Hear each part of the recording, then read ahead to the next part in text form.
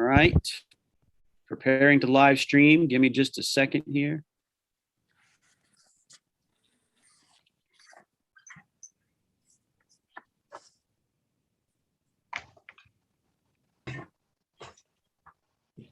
Okay. Hopefully it's going to start soon.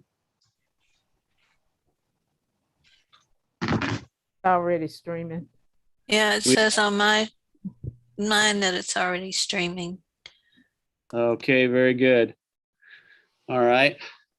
Well, tonight, by the way, I wanted to make an announcement. You may have gotten an email already, but the Chris Herron event that we had scheduled for this coming Tuesday night, based on the recommendation of his organization, we're going to postpone and move the meeting to January just because of the recent rise in COVID. So, so we went ahead and followed that recommendation based on his office.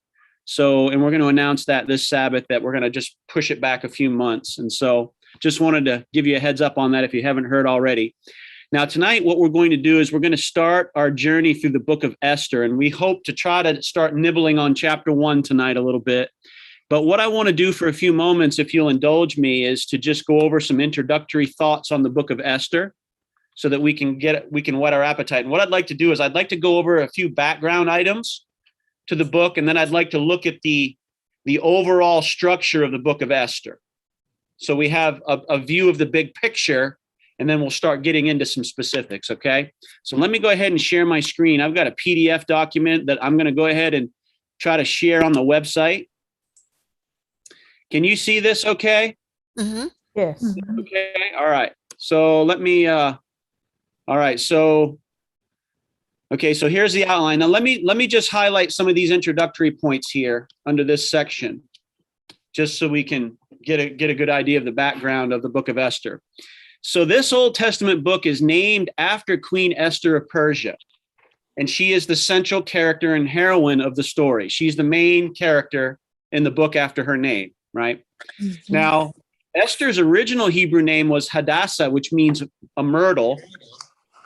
But she was given the Persian name Esther, which means a star, by Mordecai, her adopted uncle, most likely to hide her Jewish ancestry. Okay. Now, the third point here is because the author seems to have a detailed Persian affairs, Mordecai is the possible writer of this book, given that he, as a main character, served as a court official and prime minister in Persia. And you can see all these verses where Mordecai is mentioned. Now, some scholars have suggested that Ezra or Nehemiah or both of those men might have been authors of the book of Esther. And ultimately, no one really knows for sure who authored the book. And I'm not sure that Ellen White has any insight on it either. But it's probably highly likely that Mordecai was the author. That's my personal point of view. Now, this Old Testament book was probably written and completed in terms of its compilation in the mid-470s BC. So we're looking at the intertestamental period, the early intertestamental period between the exile of Judah into Babylon and the return of the Israelites into Jerusalem and Judea after the exile. So it was written in that period, that what they call the intertestamental period. Okay. Now, the historical setting of this Old Testament book takes place during the reign of the Persian king Ahasuerus, who is also called Xerxes. Xerxes was a Greek king, and you'll find that in Prophets and Kings, page 598. Ellen White talks about that. Now, he reigned from 486 to 465 BC. Now, the Ahasuerus of Esther and Ezra, because Ezra also mentions this very same Ahasuerus, is not the same Ahasuerus that is mentioned in the book of Daniel. These are two different Ahasueruses. And this is kind of a family name for a lot of the Persian kings during the Persian dynasty. Okay. Now, the main message of this Old Testament book is to show how God used a beautiful, courageous woman from humble beginnings to be a timely instrument of deliverance for the Jewish people during a great crisis. That's really the main overarching theme of the book, okay? Now, this main message is demonstrated by two key phrases that are mentioned in the book. And of course, Mordecai said in Esther 4, verse 14, who knoweth whether thou art come to the kingdom for such a time as this, right? That famous statement where the Jews are in crisis and Mordecai says, maybe Esther, maybe God has allowed you to become the queen for this specific time to help us out, basically, right? And then Esther finally says, and 2 verses later, so I will go in unto the king, which is not according to the law, and if I perish, I perish. And she showed that great faith to go into the king at the risk of her own life to try to intercede for her people. And so I see these two, and there may be some other verses that are very important verses in the book, and I'm sure we'll find some as we read through it. But I see these two key phrases as showing this main theme of the book of Esther. Now, these 5 sections right here are basically a general outline of the book of Esther. The first section is Esther 1, verse 1 to 2, verse 20. And this basically describes Esther's rise to be the queen of Persia, talks about the feast that Ahasuerus held, talks about Vashti's refusal and removal, and how the king searches for a new queen, and then Esther's chosen as the new queen. And then in chapter 2, verse 21 to 3, verse 15, then all of a sudden we see now an introduction into Haman's plot. Haman is promoted, but we see in that section that Mordecai saves the life of Ahasuerus. He exposes a plot against the king, and he's promoted, and Haman is also promoted, but then begins to hate Mordecai because Mordecai won't bow to him. And then he plans revenge against Mordecai, and then he convinces the king to enact a decree to exterminate the Jews. And so we see Haman's plot in this second section. And then in Esther chapter 4, verse 1, 5, verse 8, we see a description of how Esther stands for the Jewish people. The Jews are called to fast in response to this decree, and Mordecai appeals to Esther for help in the crisis. And then Esther chooses to go into the king uninvited, and then because she's accepted, Esther holds a banquet for Ahasuerus and Haman, and then at that point she exposes Haman, right? Now in the 4th section, in Esther chapter 5, verse 9 to 7, verse 10, we find the fall and execution of Haman, right? Haman's plot is hatched to execute Mordecai. Ahasuerus is reminded of Mordecai's loyalty. Haman's plot is then discovered by Ahasuerus, and Haman and his sons are found guilty and then executed. And they were actually hanged on the gallows that they erected for Mordecai and his family, which is kind of ironic, right? And then in the final section, we find in chapter 8, verse 1 to 10, verse 3, we find the triumph and deliverance of the Jewish people, thanks to Esther and Mordecai. And in those verses, we find that Haman's decree is countermanded. In other words, there's another decree passed, because you can't undo a Medo-Persian law, right? They don't change, but you can enact a later decree to counter the earlier decree. And that's what happened. So the Jews were given permission to protect themselves. And then they were delivered and rejoiced, of course, at the great deliverance. And then the proclamation of the Jewish feast of Purim in honor of this great deliverance is declared. And then Mordecai becomes the prime minister of Persia. So we see a powerful narrative here, a historical narrative of God's intervention in this great crisis for the Jewish people during the reign of Ahasuerus. So this is an overview of the book of Esther. And I've got some comments on the first chapter down here, which I'm not going to, I'll save that for you to review. But basically that's a general outline of the book of Esther. And what I'll do is I'll go ahead and email Stan tomorrow, and I'll have him put this outline up on the website so that you can have it. And I'll try to make each chapter available as we go through the book of Esther. So any questions or comments on some of these details? Any thoughts? I know we got a bunch of theologians on here tonight, so feel free to make any points.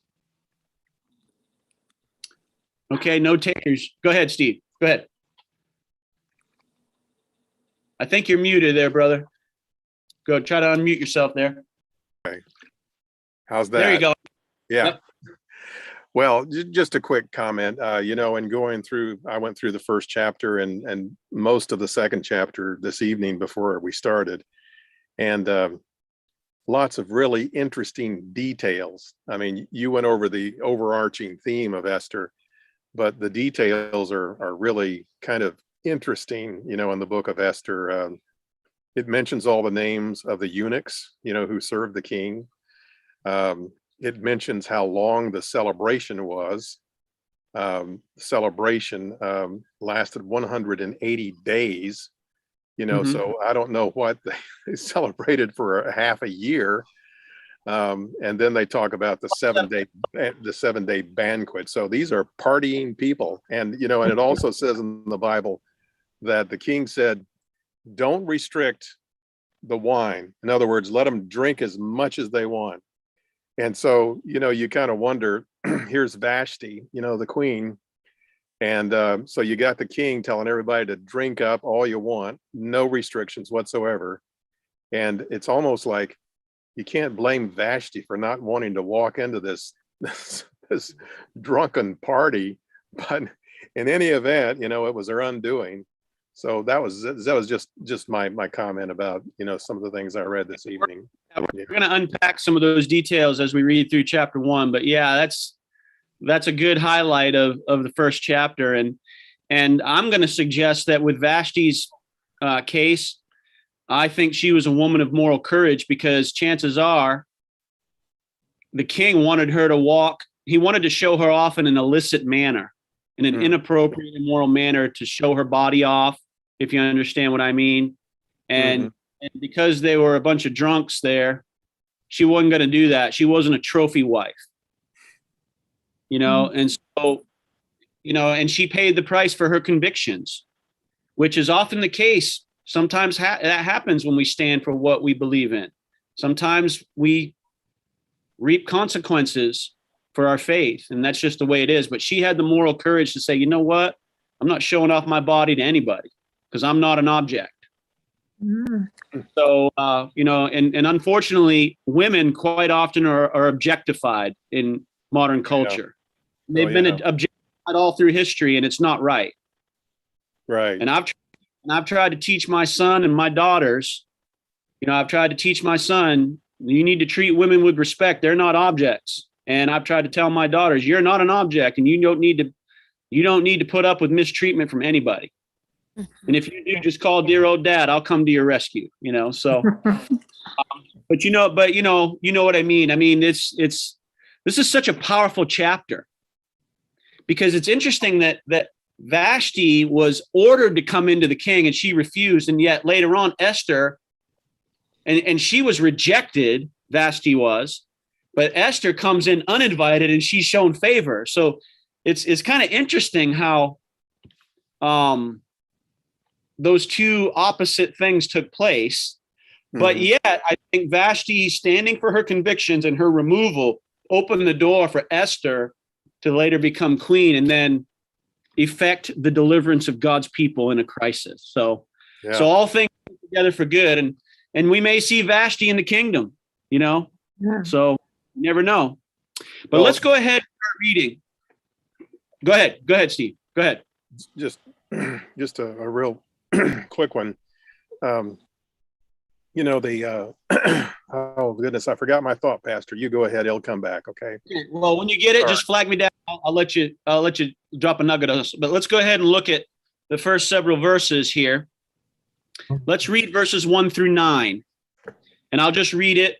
And I've got my Pastor Ron's King James Bible. I've vowed to preach with this Bible for a while in honor of my pastor. So I'll be going back to the King James for a little while. So bear with me on this. But it says in Esther chapter 1, beginning in verse 1, and we'll go forward to verse 9. Now it came to pass in the days of Ahasuerus, this is Ahasuerus which reigned from India even unto Ethiopia. That's a vast kingdom, isn't it? Yeah. That's a huge swath of territory. Over 107 and 20 provinces. There's 127. That's almost like America having 127 states. I mean, it's just, just to use a modern metaphor, it's like his empire had 127 provinces in it. Can you imagine the bureaucracy needed to manage such a vast empire? That's crazy. Really? That's huge. All right. So it says that in those days, verse 2, when King Ahasuerus sat on the throne of his kingdom, which was in Shushan the palace, in the 3rd year of his reign, he made a feast unto all his princes and his servants.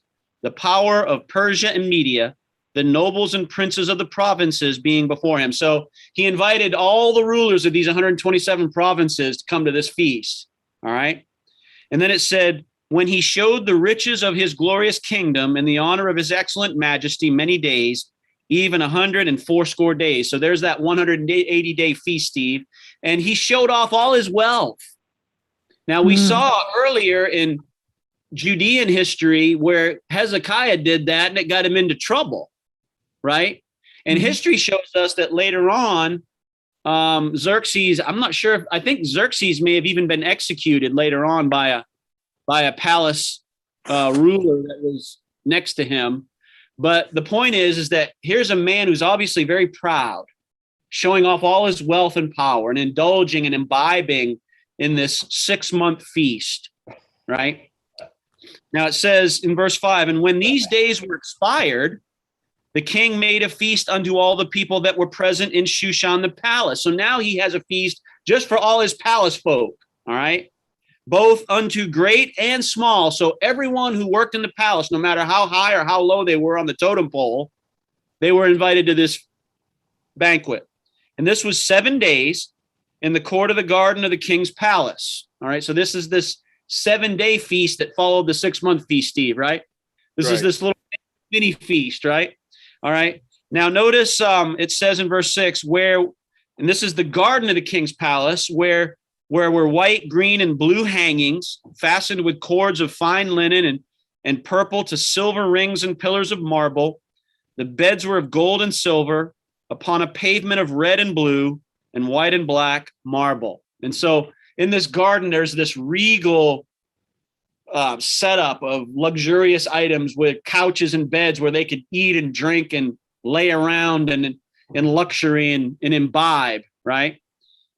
And then it says in verse 7, they gave them drink in vessels of gold, the vessels being diverse one from another, and royal wine in abundance according to the state of the king. And so, like you said, Steve, the wine was a-flowing, right? Keep the wine coming, right? And then it said, verse 8, and the drinking was according to the law, none did compel. For so the king had appointed to all the officers of his house that they should do according to every man's pleasure. In other words, they could have as much or as little as they wanted with no peer pressure, right? Verse 9, now here's where Vashti comes in a little bit here. Also, Vashti the queen made a feast for the women in the royal house, which belonged to King Ahasuerus. So not only was there this 7-day feast in the garden of the king's court, but Vashti also had a feast for, evidently, if I might use my own words here, for the harem of Ahasuerus, all the women that belonged to him, right? As part of his harem, she had a feast for them. All right. So here's the set. Here's the stage is now set for this act of defiance, which I believe was a sanctified act of defiance by Vashti, right? So you have a bunch of drunk leaders in the kingdom indulging themselves, getting intoxicated, losing their reason, right? Which is what alcoholic imbibing does, right? Causes us to lose our reason, right? And self-control. So now watch what happens. In verse 10, it says, on the 7th day, when the heart of the king was merry with wine, right? He commanded Mehuman, Biztha, Harbona, Bigtha, and Abagtha, and Zethar and Carcass, the 7 chamberlains that served in the presence of Ahasuerus the king, to bring Vashti the queen before the king with the crown royal, to show the people and the princes her beauty, for she was fair to look on. But the queen Vashti refused to come at the king's commandment by his chamberlains. Therefore was the king very wroth, and his anger burned in him. Okay, so after 7 days of drinking, his heart was merry. What do you think it means when it says his heart was merry? What does that mean? Is that a sanctified way of saying he was tipsy-turvy? He was a happy drunk. He was to the wind, as they used to say when I was growing up, right? All right. Yeah, so go ahead, Robert. I've had very little to do in my life with people that were drunk, but I do know that they tend to go from one extreme emotion to another. They can be happy drunks or they can be angry drunks. Yes. Sounds like Ahasuerus quickly went from a drunk, ready to show off this beautiful wife, and apparently he appreciated beautiful women. Yeah. That's how Esther won her role.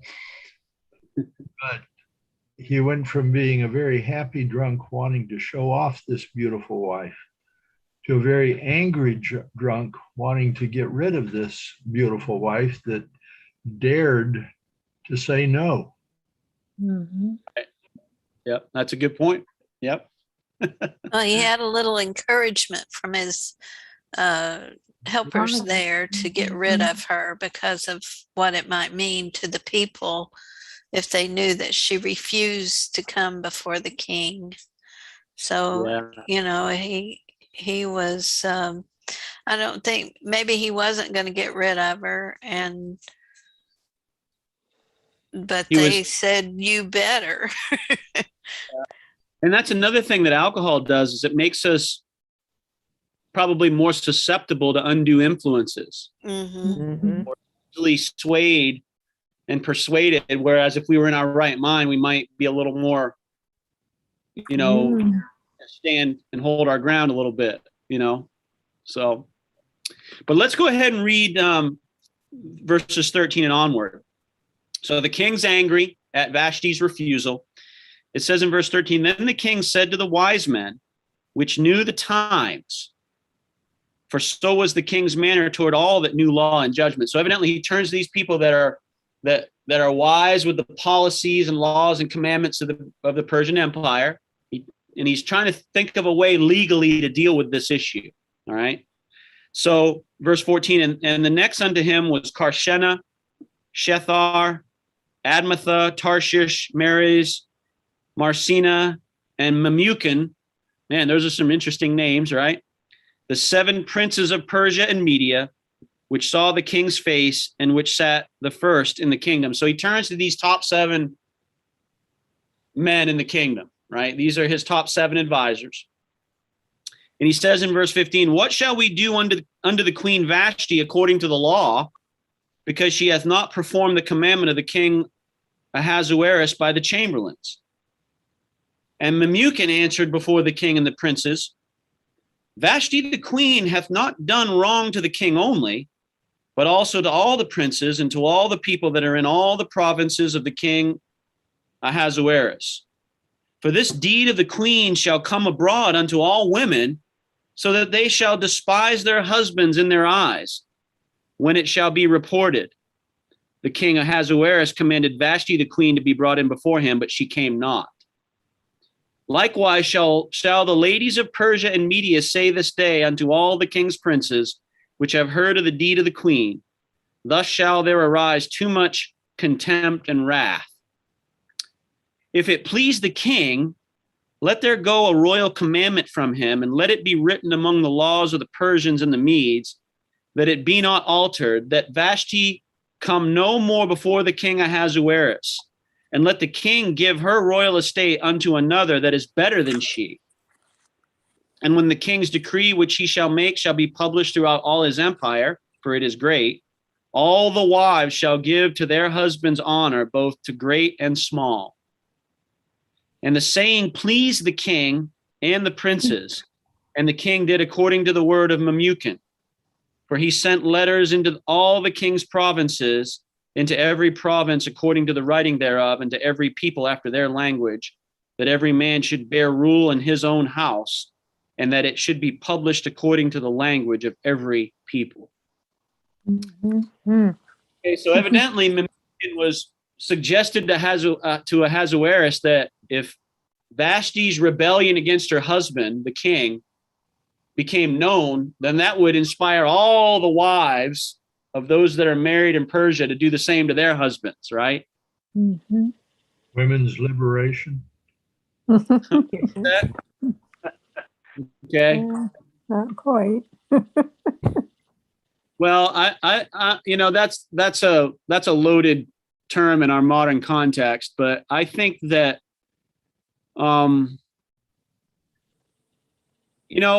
when it comes to marriage, I think that's one of the lessons that this chapter is trying to bring out, maybe as an important point is that in the marriage relationship, and a lot of men don't really understand this, but the marriage relationship is really an equal partnership. Right. Spouse having assigned roles from God. But God originally designed that neither spouse lord over the other in the marriage relationship. It's just that each spouse has it as an assigned role. And I think one of the lessons that we can learn from this is that, neither spouse is to lord over the other in the marriage relationship. Amen. But in this case, it seems that Memucan was trying to pass a decree that would be so strong that would give their husbands free reign over their spouses to a point that maybe God didn't design for it to be that way. That's one lesson I think that we can learn from this. That makes sense? Oh, yeah. Yeah. Any thoughts on that? Steve, did you have, Marilyn? Did you? Okay. And anybody else have any thoughts on that? Goldine, go ahead. I'm wondering where Daniel was during,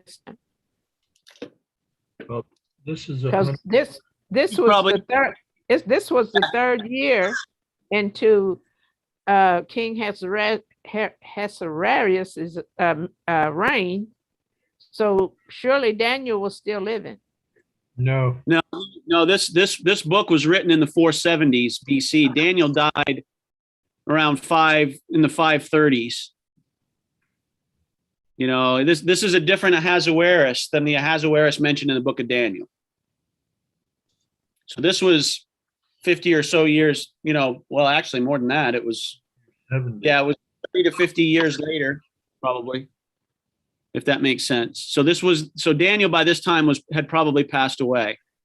Otherwise, because if he went into Babylon in 605 BC and he was a teenager, if you go to 505, that means he's over 100 years old. So this is a little later after Daniel's time. This is Medes and Persia too, right? Yeah. Well, Daniel made it into the Persian Empire as far as his lifespan. He just didn't live very far into it, I don't think, because by the time Cyrus came to power, he was In his 70s. probably 90 or 100, maybe, something like that. Yeah. Well, yeah, he was probably in his 70s, but then probably lived to be a century old around there and then passed away. But no one really knows when he died. But I think it's doubtful, though, that he lived into the 470s, because that would have made him 130 or 40 years old, probably. So. Plus he was a teenager when he went. Yeah. Mhm. Yep. So any other thoughts? Steve? Well, I'll just go ahead and make a general statement regarding the relationship between men and women.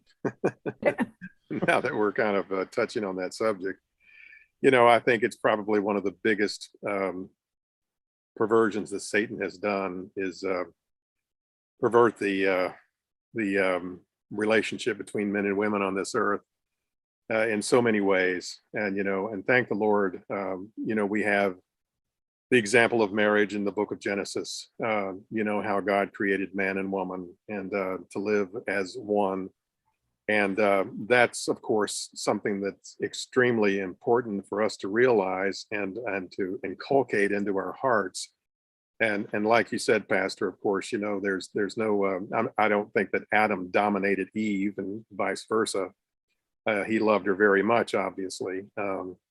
But I think that it's a real challenge for Christians. And I can't help but go back to the verse by Christ, where they were asking about marriage of him. And he talked about how, that there won't be a marriage in heaven. And, so I think sometimes about how the sexual tension between men and women is something that will be replaced by something that's very pure and very, very godlike, that, we can love each other and not worry about, all the potential sexual tension between men and women and what that entails in this sinful world that we're a part of. And so, and when I read these texts about how, they felt so impressed to make sure that women didn't get out of line and that men wouldn't be challenged, that they decided to make a decree and make sure that women stayed in their place. And, I think it's just another example of a perversion of this world as to, how women, have been treated poorly throughout the ages, really. So anyway, I think God has a solution for it. I have no idea whether we're going to remain men and women in heaven, but I think we will. But I don't think that we're going to have that sexual tension that we have here on this earth. I really don't. So, Yeah. see. Well, let's look at the big picture and the reason for marriage to begin with. There are several things at least in my mind, as to why God gave this human race marriage. First of all, Ellen White brings out that when God designed to create human beings on earth, Ellen White calls them a new order of creation. They were to be different than angels. Angels are often referred to in the male, gender, but they are sexually neutral. They can't reproduce. But yet human beings have an inherent reproductive capability, and God has even put that ability into the animal kingdom as well. Now, why is the question? Well, I believe that God foresaw the existence of sin and how man would transition from immortal to mortal through the entrance of sin. And life on this earth had to have a way of perpetuating itself when death entered the picture. And let's not forget that we are told in the spirit of prophecy that the redeemed from this earth will replace the angels that fell and occupy their positions in the eternal world. Okay? So there are all these things going on, and that's why I don't believe that we will need marriage in the new earth. And I know this is a very sensitive subject for some, but I don't believe there'll be babies born in eternity either. But I do believe that families will be together. But as you said, Steve, there will not be the marriage and the intimacy physically that we know in this life. Now, I think another reason why God gave the marriage institution to humanity is to illustrate the relationship between Christ and the church. And that intimacy that exists between man and wife on a spiritual level is to exist between Christ and his church, and going even deeper between Christ and each individual Christian. So there are a lot of lessons that we can learn from the institution of marriage. Now, had Adam and Eve remained faithful and had sin never entered the human experience, I believe Adam and Eve would have still had children and produced enough offspring to where that production would replace fallen angels. Right? So there are a lot of things going on with this, but again, God gave the marriage relationship as an equal partnership, where man and woman were equal to each other under God, with each having a distinct role. And after the fall happened, God placed Adam in a headship role, but that headship role was not to crush Eve under his feet. That headship role was to illustrate how Christ would lead the church, and Adam, as head of his family, would lead his family spiritually as the spiritual leader. And I think that's what God designs when it comes to headship. But see, a lot of men have this all contorted, but see, if husbands would occupy their role with the same love and benevolence that Jesus occupies his role to the church, no wife would ever have a problem submitting to her husband, because that husband could then be trusted with godly leadership to occupy that position of trust with responsibility, right?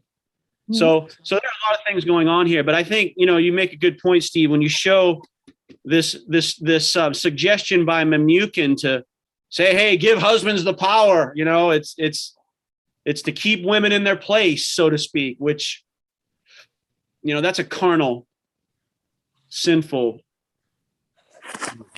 worldview. Right. Yeah. Because, when it comes to my wife, I don't control her conscience. Her conscience is God's. I don't have any right as a husband to interfere with her relationship with God. She is her own individual as a free moral agent to have her own relationship with God. And I'm merely to be a counselor and guide and an encourager to her spiritually, just as she is to me. Right. I'm not Lord of her conscience, and I would say that to every husband. But here again, Steve, as you mentioned, there's a distortion here where we got to keep these women in their place, Right. Don't want them rising up against their husbands because then we'll lose the power. Right. All Right. about power. And God says, give me the power. You just follow my will. Right. Right. All right. I've sermonized. I got to save something for Sabbath. So go ahead. Somebody else make a point here. I've talked too Goldine, much. like You go ahead, Goldine. wheels are turning, Goldine. Marilyn, you look like your wheel. Jeanette, ladies here, your wheels are turning. Chime in and help me out here. Well, What do you think? Well, it just Go ahead, Jeanette. it was Goldine. Oh, Goldine? that was Goldine. Go ahead. Well, it just shows that the king is subject to people around him, just as well as any man is subject to what somebody else says, because he should have been the head over all of this and a thinker for himself. But he was not. He listened to his chamberlains, and they encouraged him to get rid of his wife. Right. Yep. Ellen White brings out that Vashti had stood her ground, and she had hoped that when Ahasuerus sobered up, that he would have thought, man, I'm kind of glad she refused me because that was inappropriate for me to do that. But he didn't. Like you said, he was influenced by all these homeboys around him that led him in a very rash course of action. Mhm. Yep. And All he didn't have time to sober up. I know. They didn't get this what is this? Muchin. Muchin. Mm-hmm. He didn't give him a chance to sober up and rethink this plan. He pushed forward to get what he wanted. Yeah. Yeah, exactly.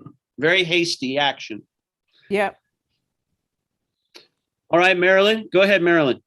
Well, I was just remembering that somewhere in Ezra, there's a point at which it's said that Esther fits right in there, but I'm not sure which chapters, where that is in the book of Ezra. But I've heard it said by more than one that that's where Esther fits. Somewhere in the book of Ezra. It's Ezra 4, verse 6. Uh-huh. And in the reign of Ahasuerus, in the beginning of his reign, wrote they unto him an accusation against the inhabitants of Judah and Jerusalem. So, yeah, it's probably right. It's probably there. And that's in the notes. That's in the notes of the outline that I'm going to post on the website. So you'll have, Okay.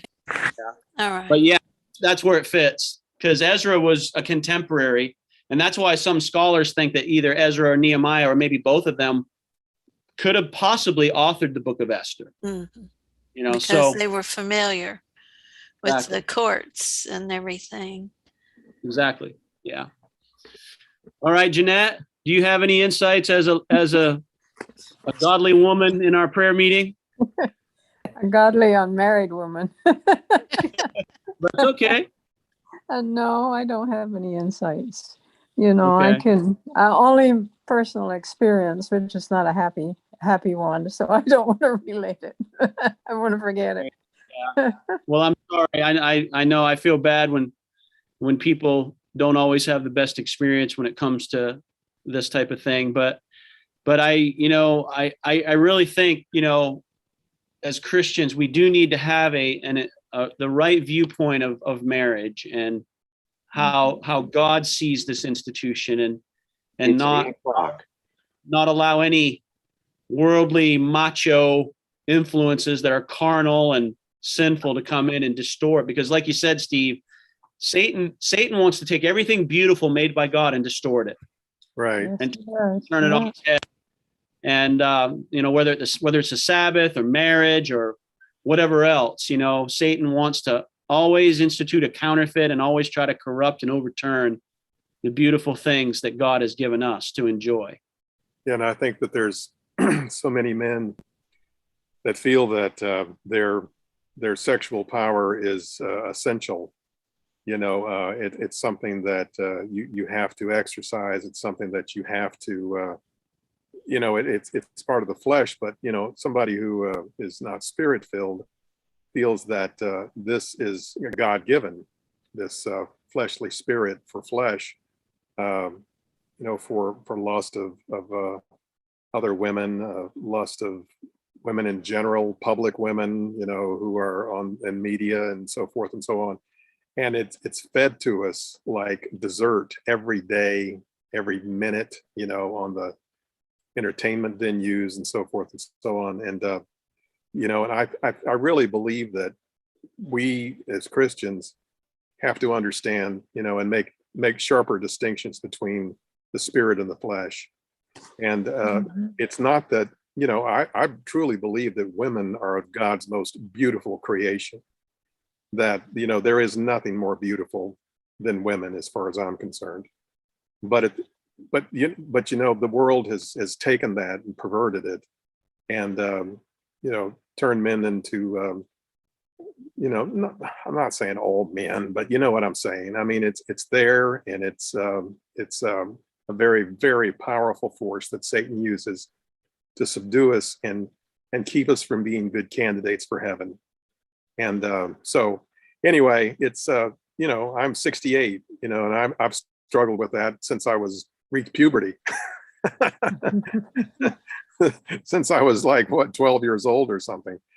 So anyway, it's to me very, very important that you stay close to God and understand the proper relationship between men and women, and show respect and love to women and men. That. But I've said this before. I don't know whether it's true or not. I have no idea. But I can't believe that there's going to be more women in heaven than men. But that's just my opinion. I think they have better hearts, and they're much more generous. But I think that's the way God made them. So I think that maybe that's a harsh statement. It certainly isn't based on biblical imperative for sure. But anyway, well, if you listen to women, they can drag you into the kingdom along with them.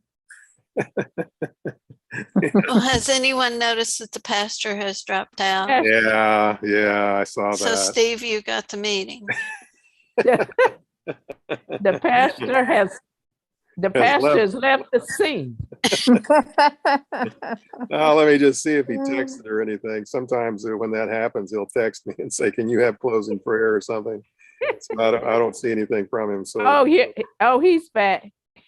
He's back. Oh, okay. All right. It's you're back, prophecy. Pastor. I'm telling you, it's prophecy. I am prophetically doomed to end at 8 o'clock and my internet shuts off. I don't know what it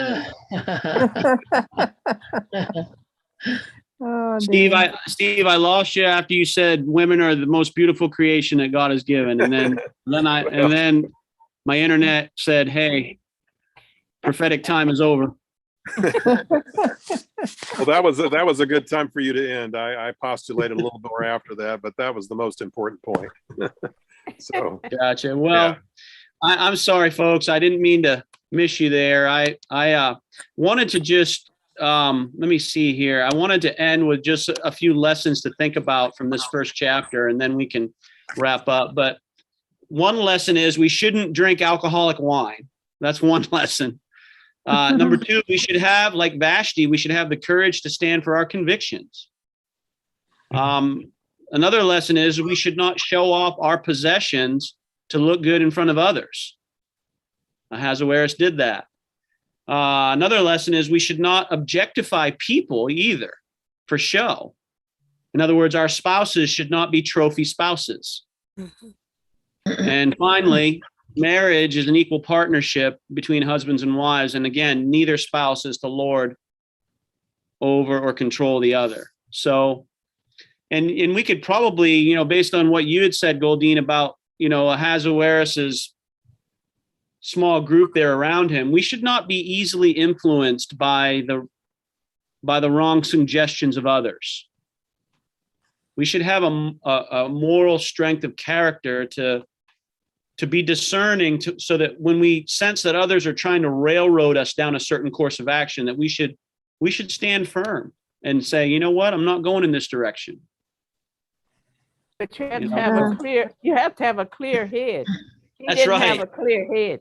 Right. Yeah. He had that wine flowing through his veins at the time, I guess. Yeah. And that's why we shouldn't drink alcoholic wine, because we can't reason when we're intoxicated. So those are some lessons that I think we can learn from this first chapter. And what we'll try to do next week is we'll go ahead, and looks like there's 23 verses in the next chapter, and we'll get into Esther's selection as queen next week. So if you want to read ahead, you can look at chapter 2 for next week's prayer meeting. Any final thoughts before we wrap it up and before I get canned by the internet again? Because I'm on borrowed time. Any final thoughts?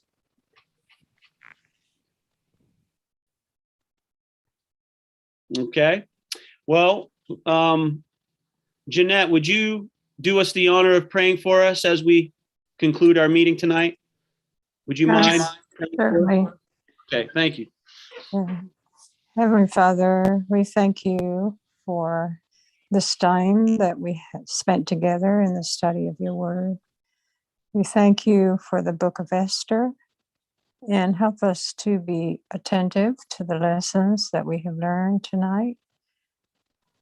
Please help us to continue always to heed your word and let it be imprinted on our hearts, that we may have the strength and the courage that Esther had to stand firm in confidence that you would always be beside her, to guide her and to keep her. Lord, we thank you for your Bible, for your word, and the truth that is imprinted there. So guide and protect us through every danger and pitfall that the enemy places in our paths. Give us the wisdom we need to face the challenges that will come as time draws nearer to the end. Help us to be bold in speaking the word and speaking the truth, and help us always to hold on to your unchanging hand. And we thank you in the blessed name of Jesus. Amen. Amen. All right, folks. Thank you, Jeanette, for that wonderful prayer. And we will see you on Sabbath, and we will see you next week. And so have a good week and stay safe and healthy. And what's the title of the sermon, Pastor? What's the title of the sermon? Harry Potter Christians. There you go. Oh, Okay. wow. And don't right. watch Harry Potter. Don't watch any Harry Potter movies or read any Harry Potter books between now and the sermon. Okay, I Right? promise. Because it's not going to be on Harry Potter, but it's going to be, it's obviously a play on words. Okay. It's obviously a play on words. I'm not going to be encouraging people to watch spiritualism. So I'm just letting you know. But All right. that is thoughtful. Well, I believe there are two kinds of Harry Potter Christians in the world today, and it's just a term that I've coined, and I'll explain that on Sabbath. So you got to come to church on Sabbath to hear, or stream in live stream. Right. Okay. All right. Right. All All right, folks. Good night. God bless. Good night, everybody. night. Night. Night. Take care. Bye-bye. Good night, everyone.